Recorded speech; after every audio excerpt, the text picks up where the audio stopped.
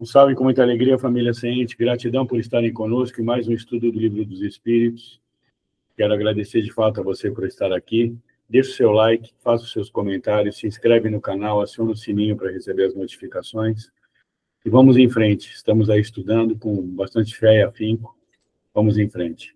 Boa noite, família Seente. Que alegria ter vocês aqui em mais um capítulo do estudo do Livro dos Espíritos. Boa noite.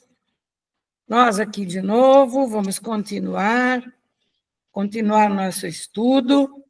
Então, nós vamos começar hoje na pergunta 200. Já andamos bastante, né? Então, vamos lá. Tem sexos os espíritos? Não como entendeis, pois que os sexos dependem da organização. Há entre eles amor e simpatia, mas baseados na concordância dos sentimentos. Pergunta 201. Em nova existência, pode o espírito que animou o corpo de um homem animar o de uma mulher e vice-versa? Resposta: de certo, são os mesmos os espíritos que animam os homens e as mulheres. Que nós sabemos é de acordo com a necessidade da encarnação. Depende de como ela tem que vir, ou vem como homem ou vem como mulher. Isso é independente. 202. Quando errante, que prefere o espírito? Encarnar no corpo de um homem ou de uma mulher? Isso pouco lhe importa. O que o guia na escolha são as provas por que ele age de passar. Os espíritos encarnam como homens ou como mulheres, porque não têm sexo, visto que lhes cumpre progredir em tudo. Cada sexo, como cada posição social, lhes proporciona provações e deveres especiais, e com isso ensejo de ganharem experiência. Aquele que só como homem encarnasse, só saberia o que sabem os homens. Então, como nós somos espíritos eternos e nós temos que evoluir, que Jesus foi taxativo no Evangelho. Sede perfeitos, como perfeito é o vosso Pai. Então, é no imperativo. Nós temos que ser perfeitos, ponto, acabou. E, para isso, essas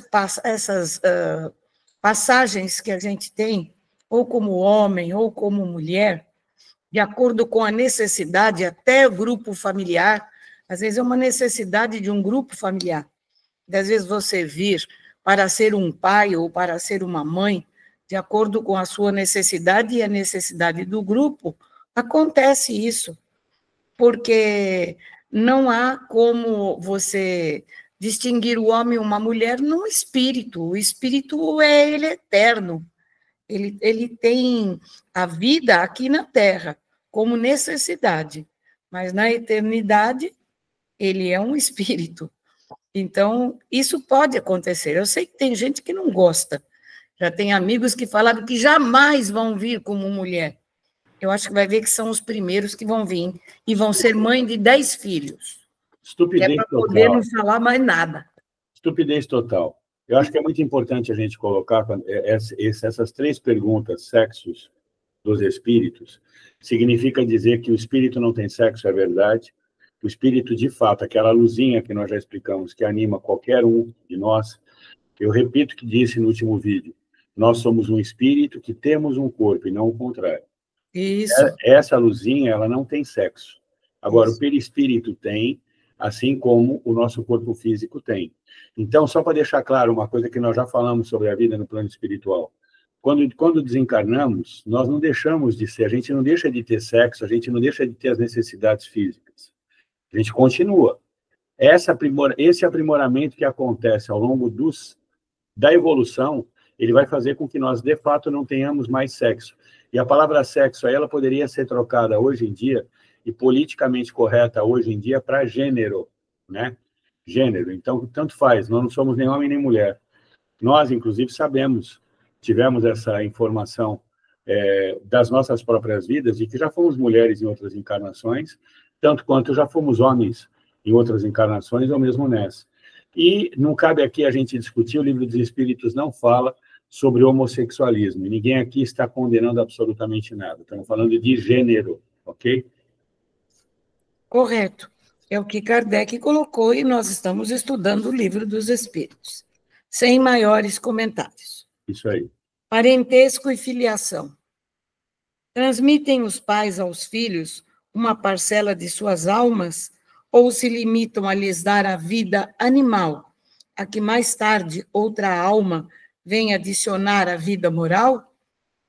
Resposta: dão-lhes apenas a vida animal, pois que a alma é indivisível.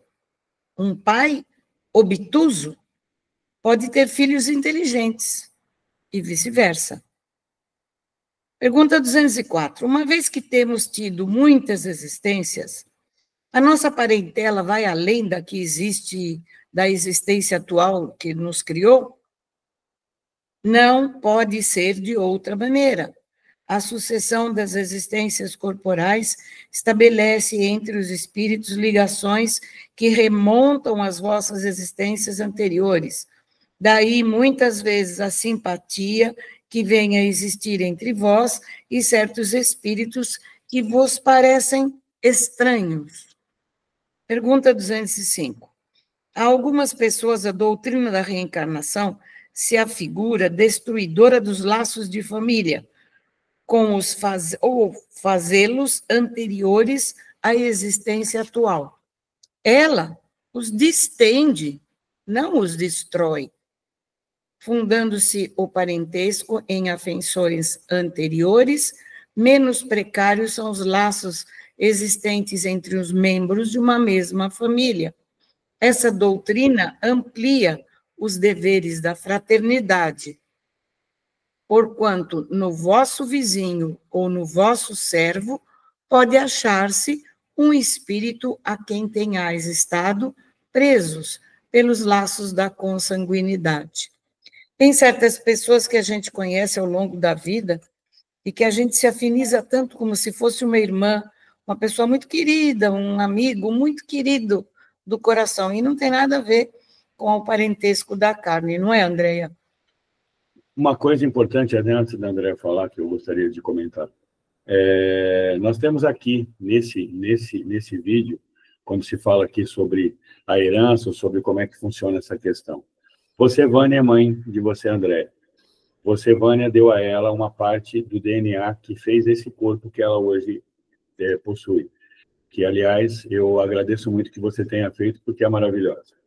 Mas, no tocante ao espírito dela, ela é um espírito imortal, que vem de várias encarnações, que com você, Vânia, já teve vários contatos e várias experiências. Eu sou primo de vocês. Também sou marido da Andréia, mas eu sou primo de vocês. E nós também sabemos que tivemos várias encarnações com a qual tivemos essa ligação.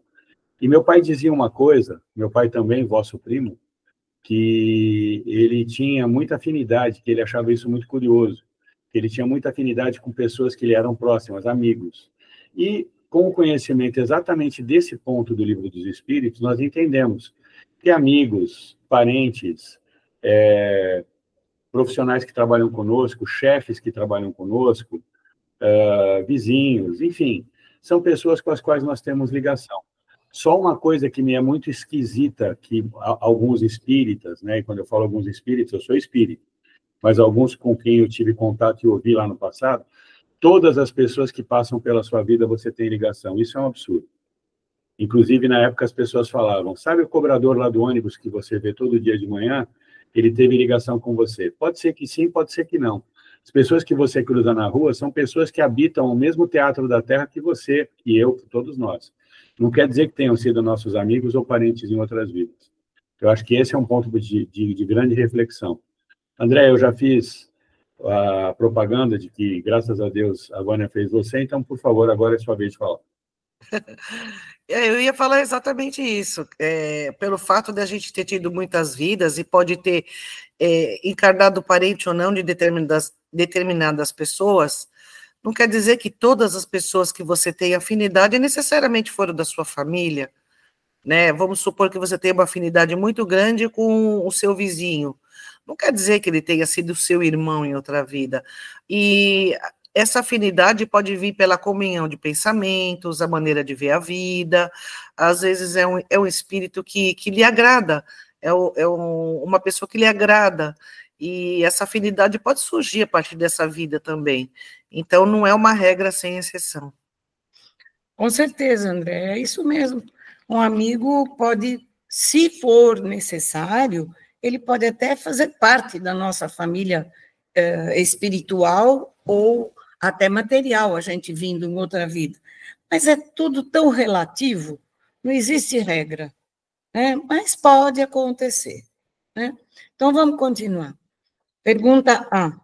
Ela, no entanto, diminui a importância que alguns dão à genealogia, visto que qualquer pode ter tido por pai um espírito que haja pertencido a outra raça, ou que haja vivido em condição muito diversa. Resposta: é exato, mas essa importância assenta no orgulho. Os títulos, a categoria social, a riqueza, eis o que esses tais veneram nos seus antepassados. Um que coraria de contar como ascendente honrado sapateiro, orgulhar-se-ia de descender de um gentil homem devasso. Digam, porém, o que disserem, ou façam o que fizerem. Não obstarão a que as coisas sejam como são, que não foi consultando-lhes a vaidade que Deus formulou as leis da natureza. 206. Do fato de não haver filiação entre os espíritos dos descendentes de qualquer família, seguir-se-á que o culto dos avoengos seja ridículo? Resposta: de modo nenhum. Todo homem deve considerar-se ditoso por pertencer a uma família em que encarnaram espíritos elevados. Se bem os espíritos não procedam uns dos outros, nem por isso menos afeição consagram aos que lhes estão ligados pelos elos da família, dado que muitas vezes eles são atraídos para tal ou qual família pela simpatia ou pelos laços que anteriormente se estabeleceram. Mas ficai certos de que os vossos antepassados não se honram com o culto que lhes tributais por orgulho. Em vós não se refletem os méritos de que eles gozem, senão na medida dos esforços que empregais por seguir os bons exemplos que vos deram. Somente nestas condições lhes é grata e até mesmo útil a lembrança que deles guardais. William, fala alguma coisa sobre isso, sobre esse culto aos avoengos. Primeiro que eu tenho que saber o que é avoengo, você sabe? Sei, são os avós, tataravós, bisavós. Ah, tá, obrigado. Eram tratados por isso. Obrigado, minha mestra, obrigado, você sabe tudo. Eu não tinha ideia, eu não tinha ideia, eu falei, que coisa é essa? Diz, André. Avoengos não vem de ave, não, vem de avós. Pois é, eu não sabia. Diga, André. Esse culto, o que o Espírito da Verdade, né, quis dizer, é que não deve ser feito um culto simplesmente porque existe uma família que deve ser idolatrada pelo sobrenome, né, ou pelo status que ela represente. E que os espíritos já esclarecidos se sentem regozijados, se sentem felizes quando eles são lembrados pelo exemplo que eles deixaram aqui para nós. E não por ser de uma determinada casta. Então, não é o sentimento de casta que deve vincular as pessoas, e sim com o exemplo que a gente recebeu dos nossos pais, dos nossos avós, enfim, das pessoas que conosco conviveram. É isso que ele quis dizer. Com certeza. Se nós temos que, por exemplo, agradecer aos avós, aos bisavós, por eles terem vindo, por eles fazerem parte da nossa família. Se a gente vai contar a nossa história para os nossos filhos, para os nossos netos, é sem orgulho, simplesmente contando uma história. Ele pode ser um bandeirante que tenha vindo abrir as matas daqui, por exemplo, daqui nas praias, eram bandeirantes. Mas isso não vai fazer de nós nem melhores e nem piores. Nós poderemos contar a história para os nossos netos. Eles podem dizer, puxa, que bom, eu tinha um avô que foi bandeirante, ou um bisavô que foi bandeirante. Mas nada que isso altere nem a vida do espírito e nem a nossa, né? Porque senão seria orgulho. Me vem à memória agora que você está falando, e você explicou o que é o avoengo, né? Aliás, palavra esquisita essa, mas beleza. Uma conversa que eu tive com a minha avó, que diz que minha avó, portanto, da nossa linha, né, de família, ela falou que o bisavô dela era irmão portanto, o tio bisavô dela, né, do Washington Luiz, que foi presidente do Brasil no início do século. Não sei se você sabia disso, Vânia. Não, nunca ouvi falar. A dona Aurora contou isso para mim, quando eu era jovem, e ela falou... Aí eu falei, nossa, interessante, então quer dizer que a gente já teve um pezinho lá na presidência da República. Ainda bem que passou isso, né? Não, mas você vê que isso, ela era tão humilde, tão simples, que ela nunca deu importância a esse fato, que ela não passou para frente. Ela fez um simples comentário. E é assim que a gente deve ter, né? Que se a gente, por exemplo, enriquecer e criar uma grande, maravilhosa e gigante empresa, e os nossos netos eles não têm que ficar com orgulho e com vaidade dizendo que o avô, que a avó fez isso. Pode até dizer, como eu digo do meu pai, que foi um grande homem, batalhador, honesto e trabalhador, que criou uma grande empresa com o suor do trabalho dele e deixou muito exemplo para a gente de honestidade, de seriedade, de responsabilidade e de amor à família. Mas não por ele ter tido uma grande empresa. Isso é o de menos. Vamos agora continuar, não é isso? Olha, eu quero dizer que eu tenho muito orgulho de estar presente, né, no trabalho do Centro de Evolução Espiritual Nova Terra, com uma pessoa tão eloquente que ajudou a criar o grupo Casimiro Cunha. Eu falei isso no vídeo em questão, e eu tenho muito orgulho de você por isso. Queria que você soubesse disso aqui, de público e de pronto. Não, tudo bem, agradeço, mas eu acho que eu não fiz mais do que eu assinei um lá em cima, sabe? Eu acho que eu peguei uma nota promissória e escrevi que eu teria que começar um trabalho que vai ficar, né, para a eternidade. Ai de mim se não fizesse, certo?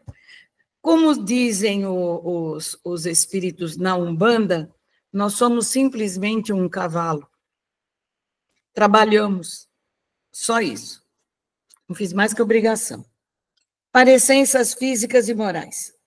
Pergunta 207. Frequentemente os pais transmitem aos filhos a parecença física. Transmitirão também alguma parecença moral? Resposta. Não. Que diferentes são as almas ou os espíritos de uns e outros. O corpo deriva do corpo, mas o espírito não procede do espírito. Entre os descendentes das raças, apenas há consanguinidade. Você pode ter 10 filhos, todos diferentes um do outro. Pergunta A. De onde se originam as parecenças morais que costuma haver entre pais e filhos? É que uns e outros são espíritos simpáticos, que reciprocamente se atraíram pela analogia dos pendores. E também, os filhos também copiam o que os pais criaram, mostraram, educaram. Os filhos também copiam uma parte, não é, William? Sem dúvida. Uma coisa que a gente não pode esquecer é que isso não tem nada a ver com a sua obrigação de criar seu filho direito, tá? Isso não tem nada a ver com o fato de você tem 10 filhos. E eu já falei isso em outros vídeos aqui sobre esse assunto. Você, Vânia, e eu tivemos 3 filhos. Você, 3 filhas, e eu, uma menina e 2 meninos. E eles são diferentes entre si. E o nosso papel foi dar a eles exemplo, foi dar a eles valores, foi dar a eles uma boa educação. Tem nada a ver uma coisa com a outra. O fato de eles serem diferentes e aproveitarem ou não essas experiências é com eles. Isso é muito importante que se diga para também não achar que cada um se vira por si só, não é assim também, né? Não, e se algum deles se parece um pouco com você, é porque está seguindo seus exemplos. É só isso, é simplesmente isso. Nenhuma influência exercem os espíritos dos pais sobre o filho depois do nascimento deste. Ao contrário, bem grande influência exercem. Conforme já dissemos, os espíritos têm que contribuir para o progresso um dos outros. Pois bem, os espíritos dos pais têm por missão desenvolver os dos seus filhos pela educação. Constitui-lhes isso uma tarefa. Tornar-se-ão culpados se vierem a falir no seu desempenho. Você veja que eu Isso sou também mas tem mais uma coisa. Você veja que eu sou se o filho não aprendeu, é problema dele. Mas é o que eu estou falando. Você veja que eu sou médico, porque eu falei exatamente isso antes de você ler a pergunta. Não, é porque você é espírita e você já sabia disso antes. Então. Você confessa que isso aí você já foi cópia. Você copiou, você já leu Kardec, você já estudou, não vem que não tem. É só piada. Você não fazendo nada, você é um papagaio que repete aquilo que você já leu, tá bom? É isso mesmo. 209. Por que é que de pais bons e virtuosos nascem filhos de natureza perversa? Olha aí. Por outra, por que é que as boas qualidades dos pais nem sempre atraem por simpatia um bom espírito para lhes animar os filhos ou filho? Vamos ver. Não é raro que um mau espírito peça que lhe sejam dados bons pais, na esperança de que seus conselhos o encaminhe por uma melhor senda, e muitas vezes Deus lhe concede o que deseja. A gente vê muito isso em André Luiz. Às vezes, a mãe sabe que ela vai receber um filho delinquente, mas ela vem com amor, vem com fé, porque ela quer tirar esse espírito do mau caminho. Também tem o inverso. Tem a mãe querendo, ou o pai querendo tirar também. 210. Pelos seus pensamentos e preces, podem os pais atrair para o corpo informação do filho um bom espírito, de preferência a um outro inferior? Não. Mas podem melhorar o espírito do filho que lhes nasceu e está confiado. Esse é o dever deles. Os maus filhos são uma provação para os pais. Na realidade é isso mesmo. Vânia, eu acho que é importante a gente citar que o espírito de verdade, ou na verdade, de novo, né, esse livro foi escrito em 1857, esse livro está falando, talvez ele até fale, de fato eu não lembro. O comentário que eu fiz anteriormente, mais hora menos hora ia aparecer. Mas é bom que a gente fale sobre adoções, tá? Nesse caso aí. Um espírito que veio para você através de uma adoção pode, e geralmente tem a ver com você, de outras encarnações da mesma maneira. Ele só não veio por você por razões, às vezes, que você abortou essa criança no passado e ela veio à sua mão de uma maneira indireta, ou seja, por uma questão de adoção. E cabe a você, da mesma maneira, tratá-lo com respeito, com educação, e tratá-lo como um filho da mesma forma. Certo, André? Eu acho que isso é muito importante de colocarmos também.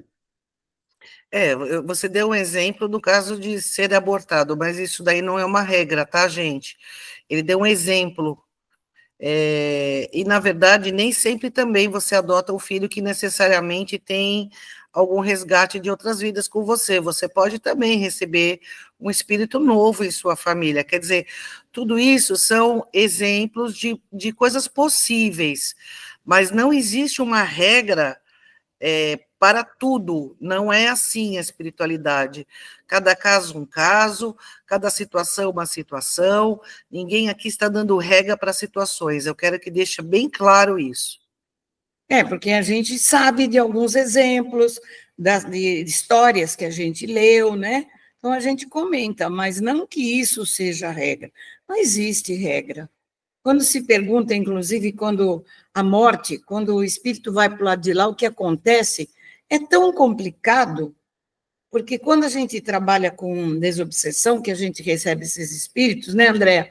Cada um vem contando uma coisa, cada um vem falando uma coisa que acontece do outro lado, ou seja, depois que desencarnaram.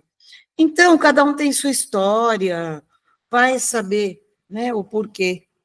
O importante é assim, é filho, veio, tem que cuidar, tem que amar, tem que pôr no caminho certo, tem que dar educação, tem que dar Deus na vida dele, e pronto, não importa de que maneira. E tem que fazer, porque se você pegou um filho, se você aceitou um filho, você tem que dar conta disso.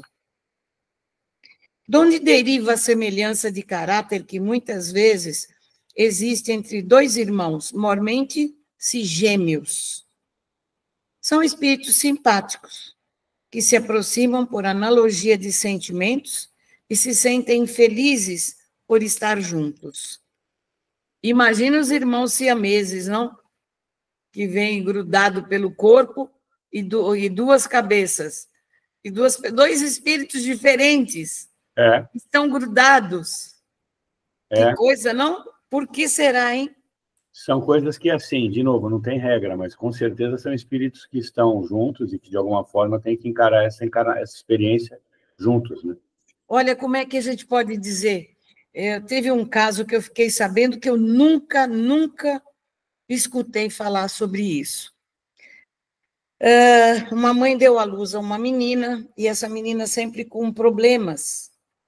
Com 2 anos de idade, fazendo raio-x na menina, 2 ou 3 anos, fazendo raio-x na menina, encontraram, olha só, uma pequena criança dentro dela, que era para ter sido gêmeo, e criou uma infecção, tudo mais, teve que operar, teve que tirar.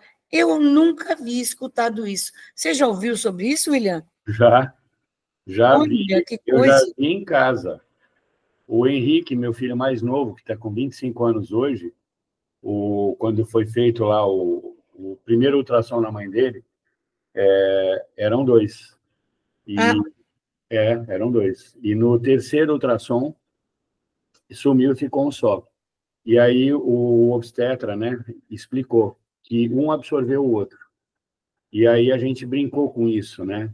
Depois, param até de brincar com isso, já tem uns 10 anos, que ele tinha comido o irmão, entendeu?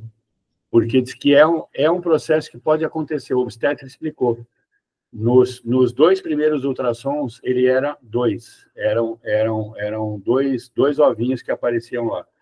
E no terceiro apareceu um só. E aí, esse caso da criança que tinha um outro irmão dentro dela? Exatamente. Aí a gente até perguntou, porque, lógico, né, depois disso você começa a fazer pergunta. Falou, mas ele vai aparecer, e aí ele contou, o obstetra contou desse tipo de caso que você acabou de falar, e ele falou, olha, eu não sei dizer se ele vai estar com esse irmão lá dentro, porque pode acontecer, ou se simplesmente ele absorveu e aquele embrião, né, que estava sendo feito, ele desapareceu. Deixou de existir porque o outro absorveu. Aí, o que eu entendo, aí é um entendimento meu, porque eu vivi isso em casa. E o Henrique, por acaso, né, são coisas curiosas, ele é de Gêmeos, ele nasceu no dia 20 de junho. Né? Então, a gente até brinca, né? Porque o Henrique, quando a gente olhava para cá, ele estava aqui, você olhava aqui, no outro instante ele estava aqui. Então, a gente falava que ele, de fato, eram os 2, entendeu? Só que ele era os 2 dentro de um só. Dá a impressão de que provavelmente tinha um outro espírito endereçado para vir junto, que ou abortou, desistiu, e aí o corpo absorveu e bola para frente. Ou não também, William, pode ser que foi um acaso esse óvulo ter se agregado ali, entendeu? Não era para ter tido nenhuma encarnação. Ele se agregou, ele recebeu o esperma, ele virou um ovinho, porém ele não seria nada. Ele não seria ninguém, né? Pode ser isso também. Eu sei que a gente brincava com ele até que uma hora... muito interessante. Até que uma hora falou, para, né? Porque, de repente, ele pode ficar com esse negócio na cabeça de achar que ele comeu o irmão mesmo, né? Então, mas isso é bobagem. Esse exemplo eu vivi em casa, então... Interessante, né? Há dois espíritos, ou por outra, duas almas, nas crianças cujos corpos nascem ligados, tendo comuns alguns órgãos, é aquilo que acabei de falar. Sim, mas a semelhança entre elas é tal que vos pareçam, em muitos casos, uma só. Tem muitos casos de siameses, né? 213. Pois que nos gêmeos os espíritos encarnam por simpatia, de onde provém a aversão que às vezes se nota entre eles? Não é de regra que sejam simpáticos os espíritos dos gêmeos. Acontece também que espíritos maus entendam de lutar juntos no palco da vida. Pois é. E você deve pensar dessas histórias de crianças que lutam no seio materno? Nunca ouvi falar. Lendas, para significarem quão inveterado era o ódio que reciprocamente se votavam, figuram-no a se fazer sentir antes do nascimento delas. Em geral, não levais muito em conta essas imagens poéticas, que é o que se dá a origem ao caráter distintivo que se nota em cada povo. Também os espíritos se grupam em famílias, formando-as pela analogia de seus pendores, mais ou menos puros, e conforme a elevação que tenham alcançado. Pois bem, um povo é uma grande família formada pela reunião de espíritos simpáticos. Na tendência que apresentam, os membros dessas famílias, para se unirem, é que está a origem da semelhança que, existindo entre os indivíduos, constitui o caráter distintivo de cada povo. Julgas que espíritos bons e humanitários procurem para nele encarnar um povo rude e grosseiro? Não. Os espíritos simpatizam com as coletividades, como simpatizam com os indivíduos. Naquelas em cujo seio se encontrem, eles se acham no meio que lhes é próprio. Quem quer falar primeiro, Andréia ou William? Eu. William. Meu comentário é muito rápido. Atingimos agora, nesse momento, 20% do Livro dos Espíritos. Tá? Estamos na 18ª aula do Livro dos Espíritos. Isso quer dizer que nós ainda temos aproximadamente aí mais 70, 80 aulas para a gente conseguir concluir. Pode falar, André. Bem, eu só queria fazer um comentário. Aí fica claro que tanto no micro, que são as famílias consanguíneas, quanto no macro, que são os povoados, né, existe uma afinidade entre os espíritos para reencarnar naquela região, naquela cidade. Existe uma missão para esses espíritos. Como a gente vê, por exemplo, países onde tem espíritos mais contidos, mais frios, menos expansivos, né? Existem países onde o sentimento ele é mais aflorado, são mais abertos, né? Os espíritos eles procuram se enquadrar em lugares aonde eles sintam afinidade, né, no comportamento. Mas o que eu quero deixar aqui claro também é que existem muitos missionários que vêm às vezes em lugares onde ele é muito diferente do lugar onde ele está. Ou tem uma missão, ou tem uma provação de viver ali, naquele lugar, naquela cidade, naquele país, onde ele se vê assim com pouca identificação. Então, existem as duas questões. Existe a questão por afinidade, existe a questão por provação, e existe a questão por uma missão. Certo. Pergunta 216. Em suas novas existências, conservará o espírito traços do caráter moral de suas existências anteriores? Sim, isso pode dar-se, mas, melhorando-se, ele muda. Pode também acontecer que sua posição social venha a ser outra. Se de senhor, passa a ser escravo. Inteiramente diversos serão os seus gostos e dificilmente o reconheceríeis. Sendo o espírito sempre o mesmo nas diversas encarnações, podem existir certas analogias entre as suas manifestações, se bem que modificadas pelos hábitos da posição que ocupe, até que um aperfeiçoamento notável lhe haja mudado completamente o caráter, porquanto de orgulhoso e mau pode tornar-se humilde e bondoso e se arrependeu. Nesse texto fica bem claro a ação do livre-arbítrio, né? Nós passamos por vários tipos de experiências diversas, nas várias encarnações. Nascemos em lugares diferentes, épocas diferentes, condição social diferente, condição intelectual diferente, cultural diferente, mas aí fica exatamente mostrado pelo Espírito da Verdade, né, que nós já explicamos, que é o agrupamento de espíritos sábios no plano espiritual que respondem, né, juntos, através de um consenso, às perguntas de Kardec, e nós chamamos de Espírito da Verdade, fica muito claro sempre exercer o livre-arbítrio da pessoa, independente, né, da situação que ela nasça, do local, enfim, de todas as condições, tem sempre ele a oportunidade de melhorar-se. Fica bem claro isso. Pergunta 217. E do caráter físico de suas existências pretéritas, conserva o espírito traços nas suas existências posteriores? Resposta. O novo corpo que ele toma nenhuma relação tem com o que foi anteriormente destruído. Entretanto, o espírito se reflete no corpo, sem dúvida que este é unicamente matéria. Porém, nada obstante, se modela pelas capacidades do espírito que lhe imprime certo cunho, sobretudo ao rosto, pelo que é verdadeiro dizer-se que os olhos são o espelho da alma. Isto é, que o semblante do indivíduo lhe reflete de modo particular a alma. Assim é que uma pessoa excessivamente feia, quando nela habita um espírito bom, criterioso, humanitário, tem qualquer coisa que agrada, ao passo que há rostos belíssimos que nenhuma impressão te causam, que até chegam a inspirar-te repulsão.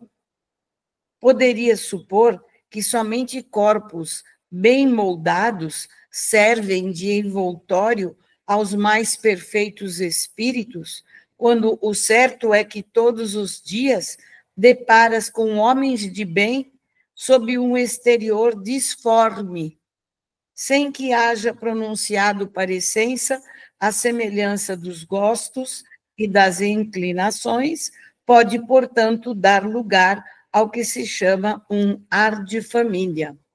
Vamos terminar esse capítulo, vamos ler agora a parte de Kardec, completando essa ideia, e com essa parte nós encerramos o estudo de hoje. Nenhuma relação essencial, guardando o corpo que a alma toma numa encarnação, com o que se revestiu em encarnação anterior, visto que aquele lhe pode vir de procedência muito diversa da deste. Fora absurdo pretender-se de que, numa série de existências, haja uma semelhança que é inteiramente fortuita. Todavia, as qualidades do espírito frequentemente modificam os órgãos que lhe servem para as manifestações e lhe imprimem ao semblante físico e até ao conjunto de suas maneiras um cunho especial.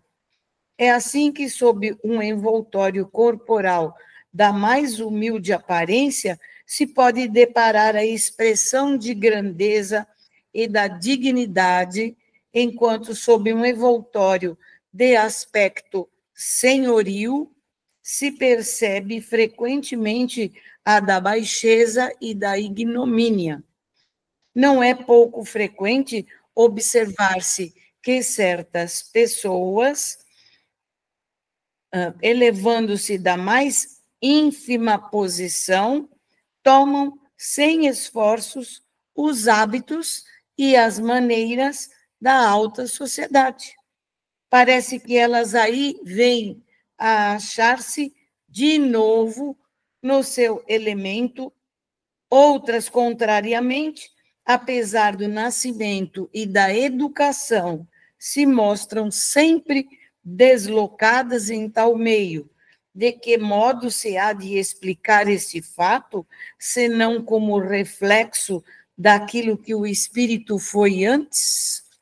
Eu quero fazer um comentário brevemente sobre muitas coisas que eu leio na internet, de pessoas falando sobre espiritualidade, dizendo que algumas características da pessoa, você, através da sua aparência física, você consegue saber quem ela foi em outra vida, esse tipo de coisa.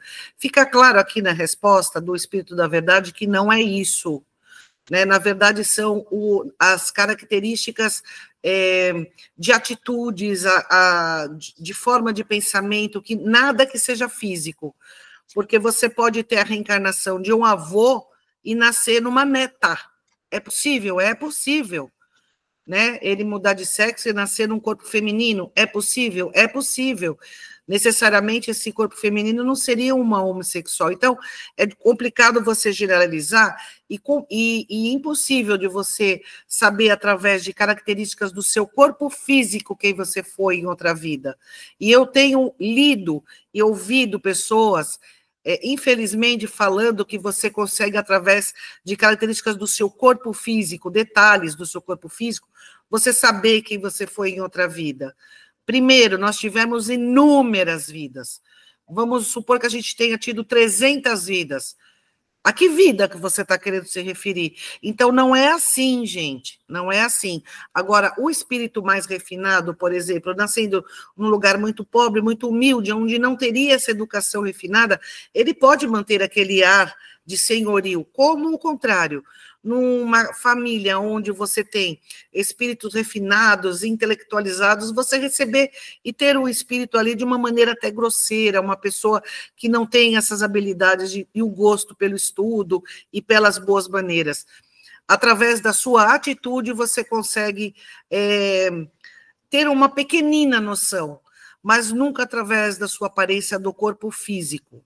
Muito bom, quero agradecer a presença de todos em mais desse estudo do Livro dos Espíritos, sempre muito enriquecedor, muito engrandecedor, e sempre aprendendo coisas novas, inclusive palavras que a gente não conhecia. Então, quero deixar um forte abraço a todos, pedir que se inscreva no canal, deixe o seu like, não se esqueça de comentar e de compartilhar com o maior número possível de pessoas, para que essa mensagem, esse estudo chegue ao mais longe possível dentro do nosso planeta Terra, para que possamos disseminar a palavra da verdade impressa por Kardec há 167 anos. Forte abraço, axé.